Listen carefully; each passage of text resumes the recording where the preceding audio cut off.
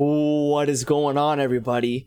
I'm about to show off my best damage build for Legendary in the game. It's something that has changed quite a few times, small variations, especially with Project Resolve, but overall it's remained the same. It stood the test of time, and it's always what I go back to when I want to have an easy time at Legendary and put in the work on the damage front. We're talking billions and billions of damage. You're going to go negative in your stats. This is the build. Let's jump right in. Alright, of course, this is a Legendary level build. It's Legendary specific. I wouldn't use it for anything else. I would definitely make changes if you want to use something like this. It's made for Legendary. This is a full damage build. We got reds everywhere. We're trying to push as much damage as possible. We got enough survivability, but more because it's a way that we can push more damage. This is a ranged setup. We're scoped in, so it's a scoped in playstyle. We're running focus. We're playing from far back. We're using an assault rifle, and we are blasting from distance. Farmability wise, pretty easy. We got an exotic. We got a gear set. We got a name piece. You got options for the assault rifle. It took me a while to farm an assault rifle and a lot of optimization, but for the most part, it's not super hard to put together. Alright, let's get in here. This is what's going on, okay? The core functionalities here is we're using Coyote's Mask specifically for the range buff to get our crit chance, which is the most powerful use of Coyote's Mask. We have focus on the chest, giving us massive amounts of damage, and we're going to play scoped in. And then we got our gear set, which is strikers. It's the meta for damage. If we're going to use it, we're going to use it. And we have the backpack, making sure that we don't have to get 200 stacks. We have almost 100% uptime on our focus, and we're getting really, really big damage from strikers with the backpack. So let's take a look at this here. Okay, strikers with the backpack, we're getting 100 stacks, 1% damage each. So this is doubling our damage, right? Focus, perfect focus, is giving us 60% total weapon damage. And the way that it works and it's calculated, the perfect focus gives you the extra 10%. So regular focus gives you 50 max stack. And you could run that on a Fenris, and you'd think, well, 10% base assault rifle damage from Fenris plus the 50% should be the same as the Araldi, but it's not. The way perfect focus is calculated on total weapon damage means it scales higher, and you're going to be doing more damage with the pristine example than a Fenris with regular focus. Now, if you don't have the pristine example, you can use a Fenris with regular focus. It's not the end of the world, but if you have the option, this is the way to go. Go test it for yourselves. You'll do more damage. Coyote's Mask. Okay, I actually made a separate video on this, and I guess I didn't explain myself properly because I got a little bit roasted in the comments. But essentially, you can get different buffs for crit damage or crit chance, or both. And because of the way things scale, okay, I'm going to keep it really simple. 25% crit hit damage is worth what? Look at your mods, okay? Look at the attributes. Crit chance at max roll is 6%. Crit damage is 12%. It's twice as much, right? So if you wanted 25% crit hit damage on your build, you'd have to run like 2 and a bit rolls or mods of crit damage. If you wanted 25% crit hit chance, you'd have to run twice as many attributes or mods to get that 25% crit hit chance because of how it scales. On the rolls, crit damage is always twice crit chance. So it's pretty simple to see that getting that crit hit chance from the Coyote's Mask is worth so much. That's opening up so many rolls that we can use for crit damage now on our build. Because how we're playing, we're scoped in, we're far back, we're always engaging over 25 meters. Pretty much all the time, especially if you play it that way. So you're always getting this crit hit chance. So getting into the rolls here, right? We talked about where we're getting the chance. That's why our new crit chance cap is basically 35%. We try to get our chance up to 35% as close as we can. Here I'm at 34, with how things played out. Right? You try to get to 35%, everything else into crit damage, and then the extra 25% crit hit chance from coyotes is going to round you off to 60, which is the crit chance cap. So usually it's tough to make crit work with a gear set build because you're missing a second minor attribute on all 4 of those pieces. But we're here basically going to be at 59% crit hit chance and 110 crit hit damage with 105 headshot because we're running scoped. That's another thing that's happening. Running scoped is not just letting you use focus, which is one of the best damage talents in the game with super high easy uptime. The scope itself is giving you more damage. It's giving you 30% extra headshot damage. So crazy amounts of damage.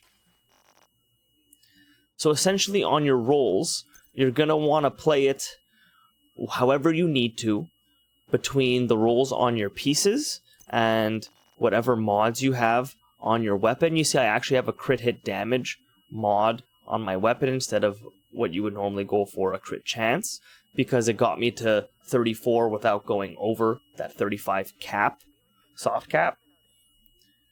Whereas if I ran a chance, it would bring me to 33. And I didn't want to go over. So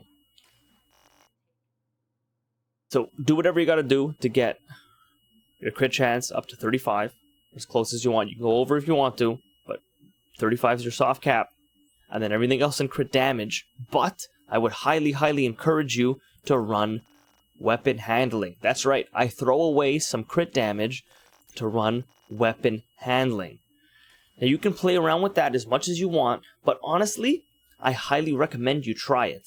The longer I've been playing this game, the more I become a veteran at this game, the more I've actually been speccing into weapon handling. It makes your weapons feel so much smoother. You reload faster, you hit more shots, and you actually end up doing more damage because you're putting more bullets on target. The minimal amounts of crit damage that you're trading off, if I'm hitting more bullets, even though they're doing less damage, I'll end up out damaging you with weapon handling, even though it's not like a raw damage stat. It still contributes to your damage, and it'll also make your reloads tighter, so you have higher uptime on shooting. So I highly recommend using weapon handling. And that brings us into our primary weapon, because I'm choosing a weapon very, very specifically because of how it handles and its attributes. I've ran quite a few different assault rifles. I've tested a lot of assault rifles, especially since Project Resolve, where they did a massive rebalance. And after looking at the stats and the different attributes, the ACRE, specifically the ACRE, as I learned the hard way, sticks out because of its accuracy, stability. When you use it, you'll feel how accurate it is at hitting shots, but also particularly its damage drop-off. This is one of the few weapons, assault rifles, in the game that has this profile. Okay? If you look at something like a FAMAS, it drops off, not super hard, but then it hits, you start doing no damage very early. Same thing with the Kingbreaker. The F2000 is another one that has that long-range damage drop-off, like the FAL and the G36. Look at the difference between AK, MK16, all of these have the majority of the assault rifles in the game have that shorter drop-off, whereas the ACRE will still reach out that far. Now, amongst assault rifles that have this damage drop-off profile, you could go with the FAL, but the ACRE is where it's at least by my preferences. Looking at all the stat boards and stuff, the ACRE really stuck out as the best option for me in terms of hitting hard, hitting enough shots, especially with the range that we're playing at with this setup. Okay? So ACRE, damage targets out of cover. The talent. this is where it gets a little more interesting again, okay? I ran with Gunner for the longest time. And when I started getting back into it and really testing, okay, let's look at Gunner. Gunner's nice because you get 10% armor on kill. Every third reload is 50% faster. That's kind of cool. Armor kits, bah, who cares? Foam, whatever. I don't use the Banshee Pulse. You generate a little bit of ammo. I never really cared that much. You're going to be doing so much damage that you won't run out of ammo within a stage, and then you just hit the ammo box. Rate of fire, a little more DPS, but super inconsistent. Handling is nice. Free handling if you're not moving. And, well, yeah. That's it. You go to Technician now, okay? You get a free skill tier. That's pretty powerful because we're playing behind a shield. So that free skill tier... That free skill tier is giving us that active regeneration, that shield health, and that holster regeneration. That's where our survivability is essentially coming from, is we're playing behind the shield while we're peeking. So having the skill tier help that out is really nice. We're not taking advantage of any skill damage or skill healing, or this, but I like having the EMP, because we're playing against White Tusk. This is my legendary level build, so there's going to be lots of tech that can be disrupted. The skill tier is nice, and speaking of tech, that extra 12% damage to drones, skill proxies, and robotics actually goes a long way. Especially for me with how I've been playing. I play a lot with my brother who exclusively runs a Headhunter Sniper build, so I'm very used to focusing my damage on things like dogs, mini tanks, etc., while he cleans up the ads, the things that have ad, right? So this actually helps a lot.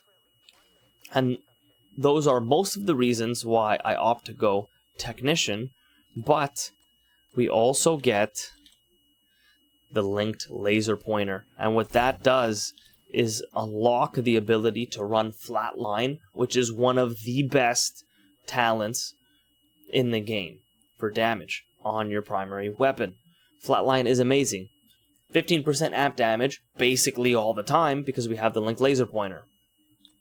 And so yeah, you have to trade off a mod for the linked laser pointer, but for me, it's worth it. We're going to talk about some variations right now and throughout the video.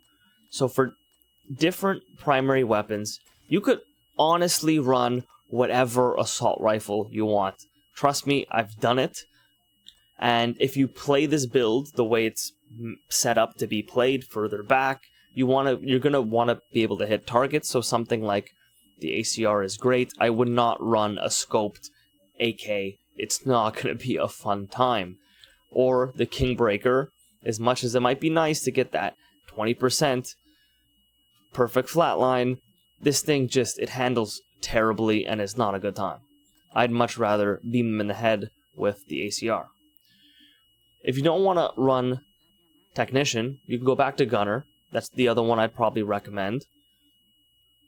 You could go with not Strained. I'm actually going to recommend Ranger. Strained is great. Strained will work, but with this setup and from my testing, Ranger actually will outdamage it in those further distances, and keep in mind we're always engaging over 25 meters. Ranger is really nice, and that's what I ran before on different setups where before I committed to Technician with Flatline. Highly recommend Ranger. If not, you can stick with Strained. I wouldn't go down to Optimist. Like if you want to do a FAMAS Strained or FAMAS Optimist, I mean, look, by all means go ahead, but I don't think it works optimally for this build. The other gun I actually swapped to quite a bit, and in the first little short gameplay video I posted, was using the Born Great. I didn't put that much attention into this at first, but the G36 has that really nice long distance damage drop off, and Perfect Stabilize has a really, really high uptime. You can basically keep it up all the time. And that 75% accuracy and stability makes this thing a laser beam. Absolute laser beam. And it's super fun to use I really enjoy using the Born Great and just beaming them in the head. And you'll keep up in the damage department. If you're using the Born Great, I'd probably, you don't need to run the extra handling. Stats, you're going to get plenty from the Born Great's talent. It's not going to be reload speed, but the accuracy and stability will keep you laser beaming. So that's the core setup. We talked about specialization, our choice in primary weapon, how we're using coyotes, playing with focus, and then we got our striker's gear set. We're playing behind the shield, so you need the Crusader shield. For your secondary skill, I run the Reviver Hive, which is, as I see from a lot of other vets, a little rare. Most people at this shade level who have played this much Legendary will opt to run the turret because it'll draw aggro. You could totally do that if you want to with the groups that I play with when I'm just rando queuing. The Revive Hive goes a long way, and that's what I run, so that's up to you. Secondary, I pretty much never use it, but I have the Scorpio because of its CC effects. If I do get pushed, or in a sticky situation, it's nice to be able to swap to the Scorpio, to be able to freeze whatever enemy is pushing you. And then, absolute staple for Legendary is this exact setup here.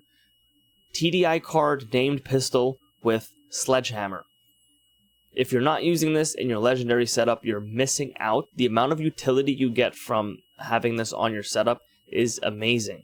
Okay, how it works is when you swap to your card, you'll get the extra skill tier, and what that'll do, it'll give you an extra charge on your Revive Hive.